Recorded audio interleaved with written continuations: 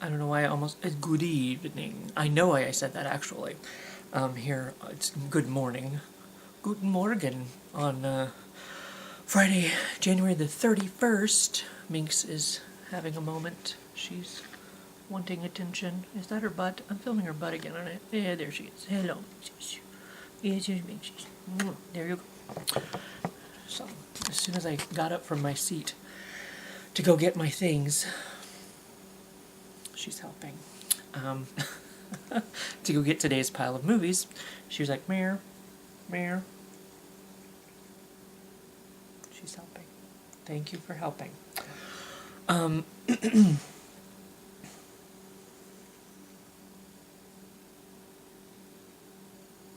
you for helping. Okay, thank you for not smoking. Today's movies somewhat had a little bit of a theme here on today. Are you licking the movies? I don't know. Okay. Okay. A few thematic things going through today's movies. Now, the first ones I'm going to go ahead and take out by themselves. It's the scary movie. This isn't all the scary movies.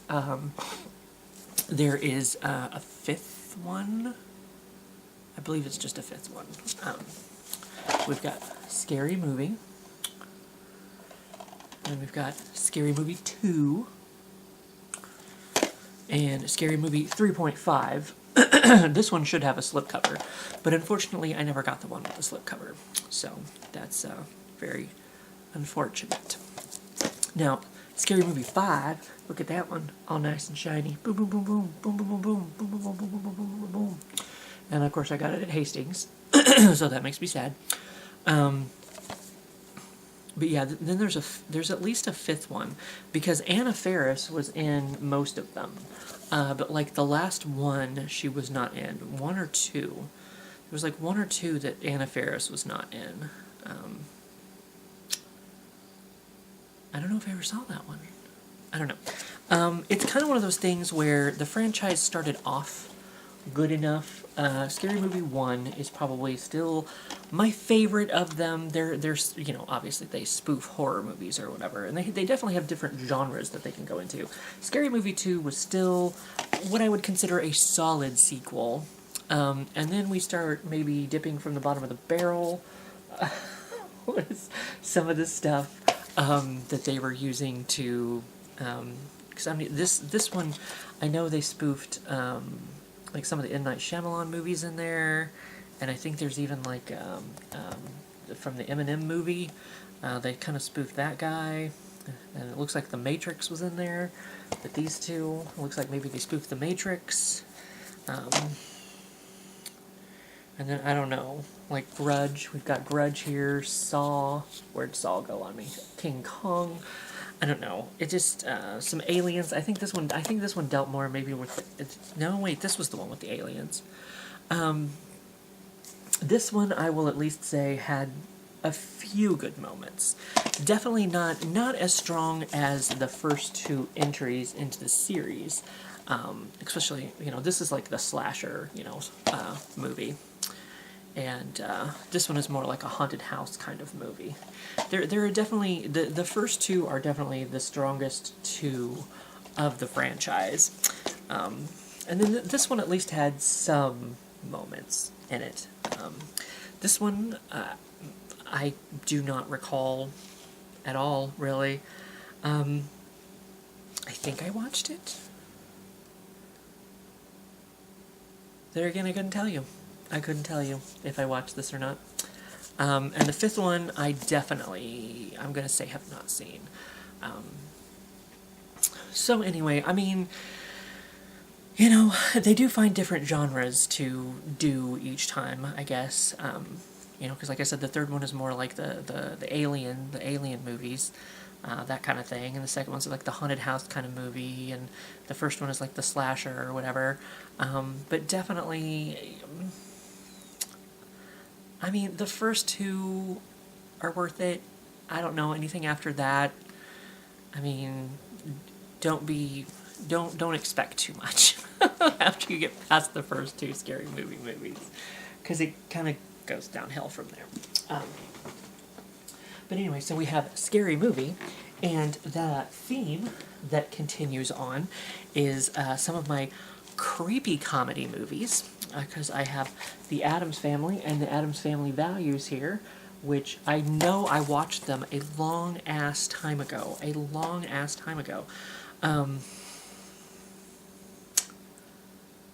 But I don't recall them. I know I liked them. So, there again, I bought the films and intended to rewatch them, reintroduce myself to them, as I say, and did not do that, obviously, because they're still wrapped in plastic. But I do know that I enjoyed these. I haven't seen the new animated one. I'm spoiled, I will say. I'm spoiled to, especially now, like superheroes, like the Marvel movies, even DC, you tried. Like I have real life, I have real life superhero movies. I have the CW shows. Like I have superheroes like all over the place. Like I don't really need to watch, the superhero like animated movies and stuff, because people say they're good, but I'm kind of like, like I don't need to watch it because it's like I have real life superheroes. But anyway, usually if it's X-Men, I'll go ahead and check it out anyway. But, so I haven't checked out the animated Addams Family movie, but I have heard good things about the new one, the animated movie. So maybe I'll see it. Who knows? But, and I would say that the remake, reboot, whatever you call the, Addams Family movies that they made back then, these are worth a watch. These are definitely worth a watch. Now, continuing on with our first theme, we have evil, terror, lust, Elvira's Haunted Hills. That's Elvira's Haunted Hills right there. Because if you know Elvira, there's a lot of sexual innuendos and that sort of thing. She's a lot of fun. She's a good time. Elvira is a good time. And I always, once again, and see, it's shiny. Look, it's not her boobs, but not her haunted hills, but her haunted hills down here. And up here, all that's shiny. I did intend to rewatch this because, once again, it's a lot of these movies I have to reintroduce myself to, because I know I watched it, and I enjoyed it, and I don't know, I watched it when I was younger, so I might not have gotten all the jokes, especially like the more adult jokes, because I might have been a little bit too innocent, a little bit too pure. I might not have gotten a chance to officially, enjoy this, completely enjoy this movie for all that it offered me at the time. I do know there's one thing where she's trying to, like, cook something for dinner, and she ends up, like, summoning a demon instead or something. So once again, I know I say this a lot, I need to rewatch this one, because, it's Elvira, so it's going to be good anyway. I don't know what exactly the plot is. Elvira's back in an all-new adventure with her ample anatomic assets, big black bouffant, and hilarious one-liners. The Mistress of the Dark knocks 'em dead in this side-splitting spoof that's equal parts Austin Powers and Young Frankenstein. Add a dash of the Rocky Horror Picture Show, co-star Richard O'Brien, and you've got the bust-out movie of the century. It's 1851, and Elvira is en route to Gay Paris to star in the revenue Yes I Can review? As bad luck would have it, she stops for the night in the Carpathian castle of Lord Vladimir Helzebus O'Brien, whose late wife, now a vengeful ghost, is a literal dead ringer for Elvira. What's a gal to do but break into song and dance as Vladimir turns her dreams of stardom into a nightmare? But can Elvira keep her hands off the Studley stablemaster long enough to save the day? See, maybe Elvira has more than one movie, because I bet she does, because I think the other movie that I'm thinking of is, I think it's just called Elvira, Mistress of the Dark. I don't know that I've seen this one, but still, there again, I don't know that I could have, if I had watched it when I was younger, I don't necessarily know that I could have appreciated all the humor, and, you know, all the boob jokes. All the boob jokes, you know. So, oh, it's even shiny on the side. Look at it. It's so fancy. It's so pretty. I get distracted by shiny things. So, I don't think I've seen this. I don't think I've seen this at all. So, I need to actually watch this. There's where I'll say it. You know, and I need to find Elvira, Mistress of the Dark. I'm pretty sure the one that I saw, that's what it was called, Elvira, Mistress of the Dark. So I need to find that one and watch it. So, and reintroduce myself to that one. Okay, now, continuing on, in the last of our creepy selection, we have the ever classic Beetlejuice. And see, look.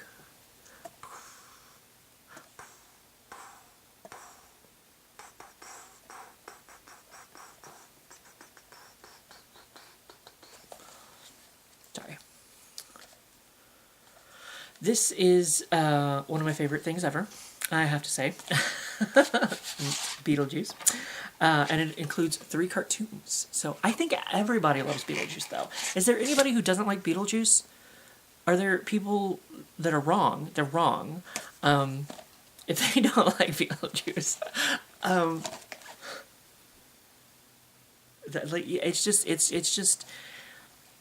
of course, you know, Tim Burton. Was this like the first Tim Burton movie, maybe?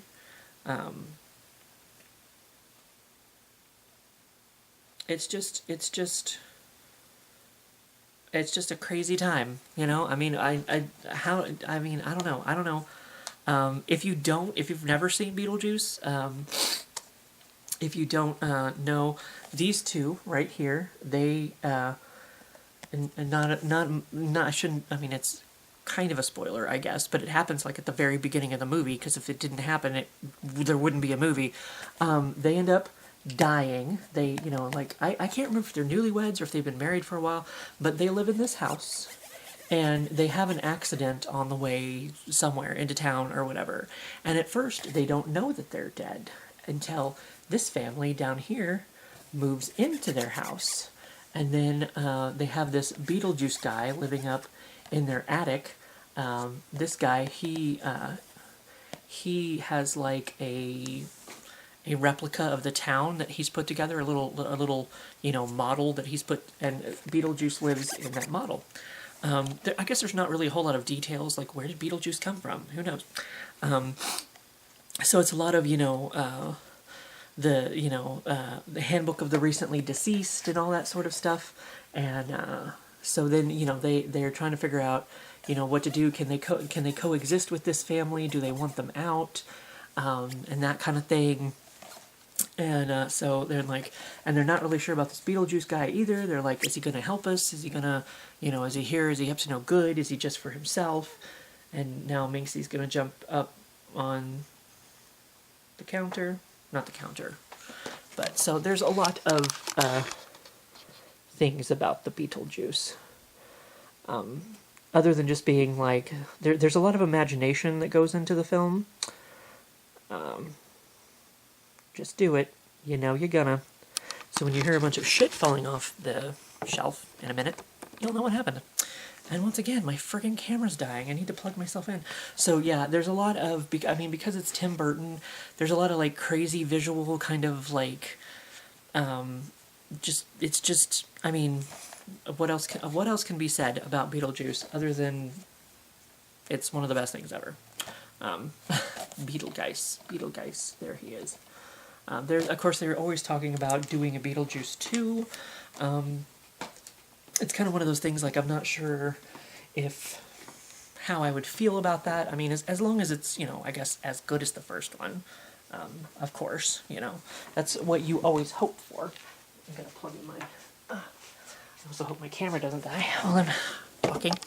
But, so I would be willing to revisit the world of Beetlejuice and, you know, get more of that crazy, because, you know, they go into, like, not necessarily the underworld, but, you know, they go into the world of the dead, the land of the dead, however you want to call it. I don't really know what they call it in there.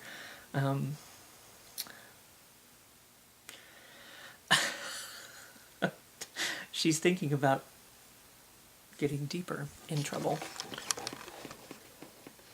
Okay. She has to explore. She has to explore. I've left it open for her. So yeah, it's just a cinematic treat, I guess. There's nothing really else to say about Beetlejuice. It's like, if you haven't seen it, it's an experience. It's a theatrical experience. If you haven't experienced it, I would suggest experiencing it, because it's just an experience. So much better than One Man, One Jar, I was going to say. He might be in there. You never know. But anyway, so those were our creepy comedy films. And now let's move on to some classics. I will say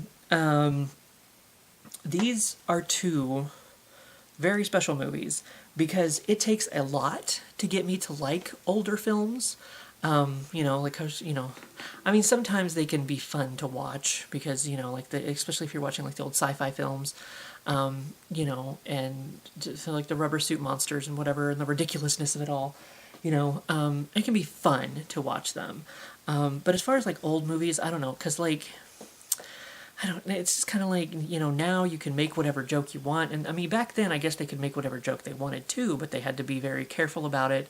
And they had to, you know, like do it in secret, like kind of, you know, do it under the rug, you know, because, I mean, they were, you know, people were more worried about being offended back then than they are today, almost, somehow.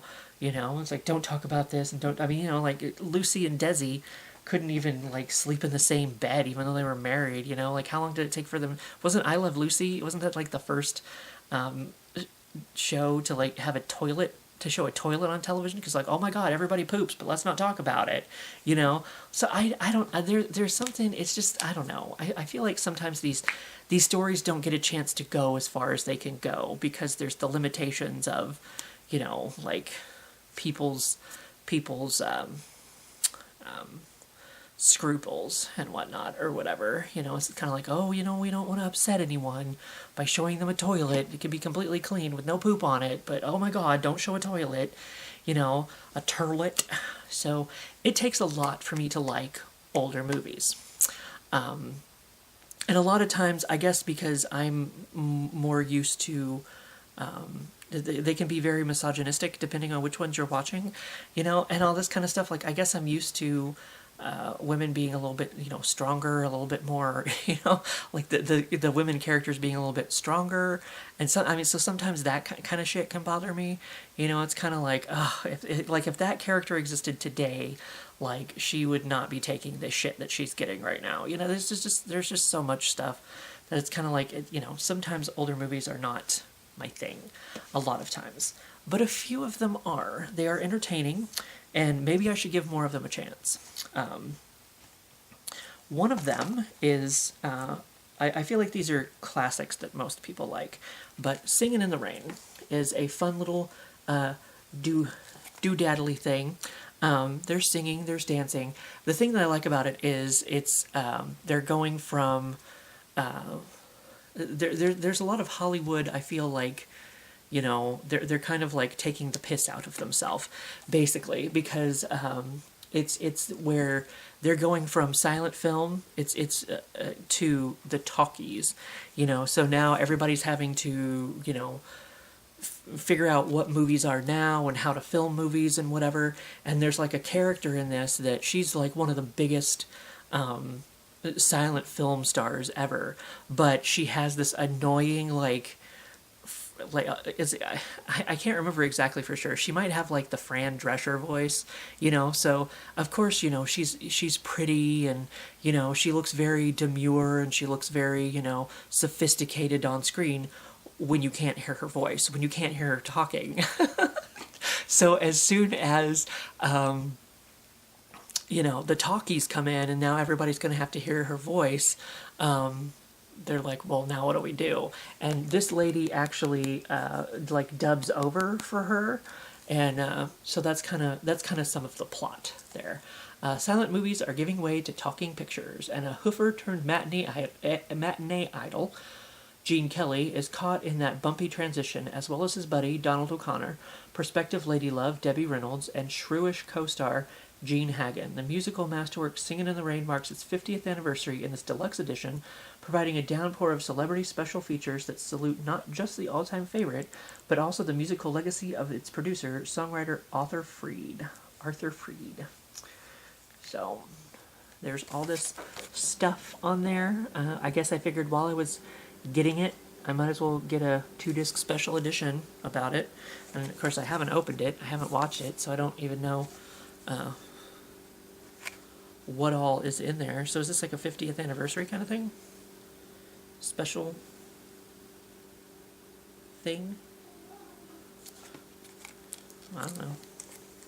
We can open it up and find out real quick, since I've never opened it, maybe. Sometimes this doesn't go the way that I want to. But, so yeah, it's just kind of, I feel like there's a lot of, like I said, like a Hollywood insider jokes, and all that kind of stuff. And so I like the kind of the plot of it, with the whole, like, going from, silent films to talking pictures and all that kind of stuff. And then, of course, you have the side story of, of course, love interest and whatnot. And it's kind of like, there's the underdog sort of lady, like, when is she going to get her due, because she's actually the star, because she's the one, it's her voice that's going on there. Okay, I've tried this at every freaking corner. I thought, surely by the time I get done talking, it will be open. Oh, I might have popped it. So yeah, I feel like there's a lot of interesting elements that go into this film. So I guess that's kind of why one of them is it's one of the few classic comedy movies or older movies in general that I enjoy. But I guess since it is such a classic, it's not a bad choice. It's not. If I'm gonna have very few,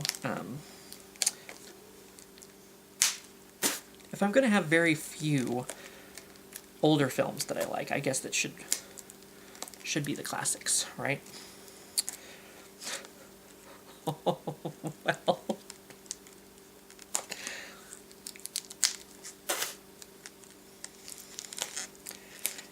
I could just edit all this out and just be like, here, now it's open. Do like one of those quick cut thingies.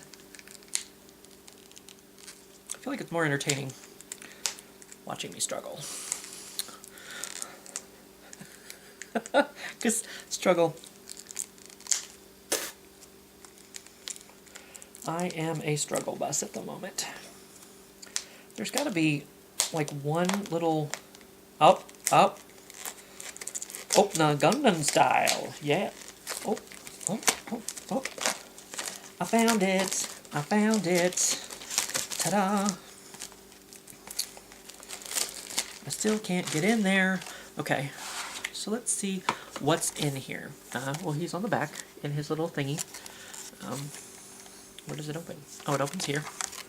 And it opens here. And you got your discs. And, well, there's no booklet or anything. I thought maybe there'd be like a booklet or something. But, and there's that on the back. I guess that's your, what do you say? What do you do? Who knows? Original movie excerpts. So, scene index. So, yeah, there's a lot of different, elements that make this a very interesting movie. So, even for a classic movie, I suppose. Now, see, I have to keep the sticker. I don't know where I'll put the sticker, but 2 discs at one low price. Second disc loaded with extras. I'll peel that off later. We've had enough of me trying to fucking get something unlocked, so we'll move on to Some Like It Hot. Da, da, da, da, da. Da, da, da, da, hot, hot. 10% off. Members save an extra 10% off. Where did I buy this? Ooh, totally hot extras include all new documentaries, collectible booklet, postcards, and more. So this is a collector's edition. If I open this one, and look, it's already halfway open for me, so I won't have to struggle with this one. It's even open on the back. I can't. If somehow the mafia gets involved, I don't know. Marilyn Monroe, Tony Curtis, and Jack Lemmon star in Some Like It Hot, hailed by the American Film Institute as the funniest American movie of all time.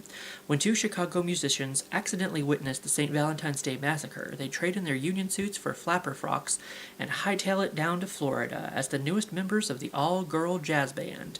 Jam-packed with sizzling selection of brand new bonus features, the Some Like It Hot Collector's Edition is a comic salute to one of the greatest of all film comedies, according to the Motion Picture Guide. Zowie.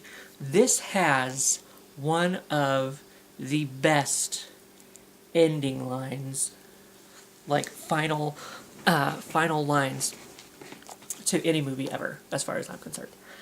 Because, in case you couldn't tell, there they are. There they are, dressed up as ladies. So, to get into, this group or whatever. And I think one of them might be falling for Marilyn Monroe and whatever. So there's a lot of just ridiculous, fun kind of stuff. We're going to look in here. We're going to look at the postcards and stuff. Well, maybe. It's going to take me a minute to unlock the secrets of the Nim? Secret of Nim? So there's a lot of... And so I'm going to... Oh. I like that. That's a kind of a cool little detail. Hold on. I got to put it back in here for a second. Maybe. We'll see. Hold on.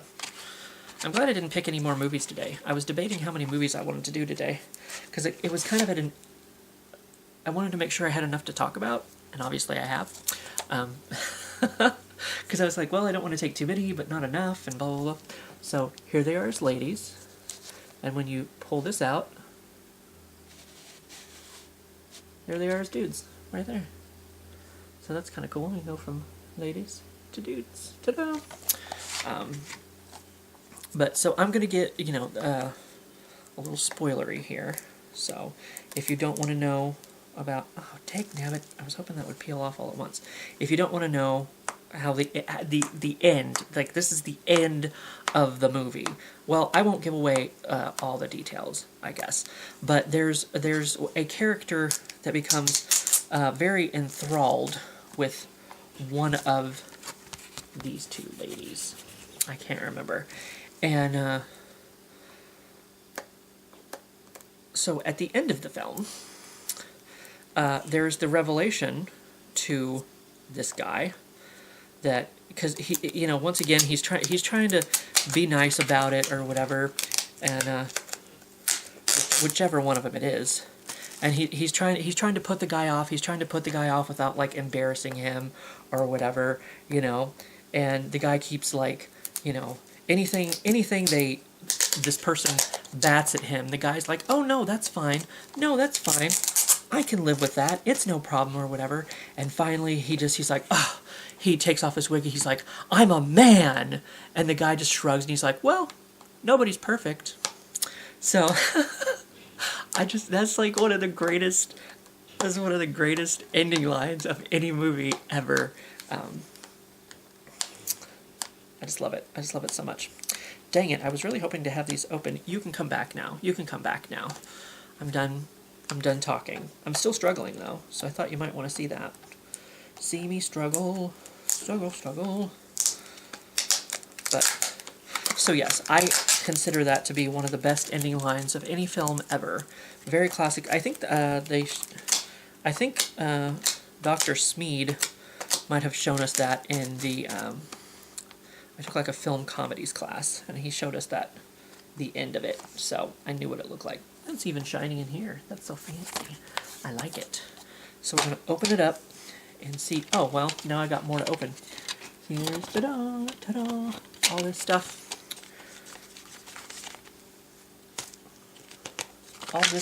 All this stuff. It's like Christmas. in July, but it's not July. It's still January. So, yeah, it's got a little booklet here with some intimate moments from the film, I suppose. I say intimate just as I come across her cleavage, so that's cool. Good for me. Am I gonna... I don't want to rip it. Ripping and the tearing. Ripping and the tearing. There we go. I didn't rip it. Well, and it's still not coming out. It's a day. At least it's my weekend now. I don't have to worry about... Well, I do have an X-ray later at 4 o'clock to go to. So, come on. Come on. And take it. Take another little piece of my heart now, baby. Break it. Break another little bit of my heart. Try not to rip it, or bend it, or tear it, or shred it. But apparently, I'm just going to have to do whatever the fuck I do. Ta-da! There we go. So, there's our postcard number 1. And, oh, there's our postcard number 2. And there's our postcard number 3. And there's our postcard number 4. So, that's pretty cool. Little sketches. I don't know who did them. That doesn't tell me. Just says artwork, 1959, Metro Goldwyn Mayer Studios Incorporated. All rights reserved. Just so you know, I don't own these images. YouTube.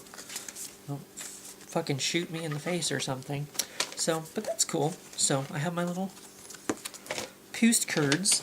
So, I'll put my little postcards up in here. Up in here. Up in here. And now they're going to go. See, I think maybe it'll be easier to put it back in, or not. You know, whatever. That's how my day's going. So now, they go from dudes to ladies. Morph. Mighty Morphin Power Rangers. That's nothing to do with that. Nothing to do with that. Okay, well anyway, now that I've wasted plenty of your time watching me struggle, which is hopefully fun for you, I will shut the fuck up, because this video is probably long enough as it is. But yes, those are 2 films that somehow they just, I don't know, transcend time for me, I suppose. Even though, I mean, I don't know that necessarily, you know, Marilyn Monroe's character may not be very strong woman in this, I don't really know. But it's just a fun, good time, I guess, you know. And there's just something about it. I guess it's charming enough that they can get away with it. Just like Singing in the Rain is charming enough to get away with it, so. But anyway, those are my creepy and classic comedy films. And it's a little bit themed today. And then tomorrow, probably tomorrow, unless I get lazy because it's my weekend and I don't want to do anything, I will finish the shelf. And then we'll move on to something else. Who knows? It'll still be comedy movies. I still have VHS. Don't worry. Don't fret. There's still more to come. But anyway, that's what today is, and maybe tomorrow or some other time. And I will see you for what I see you.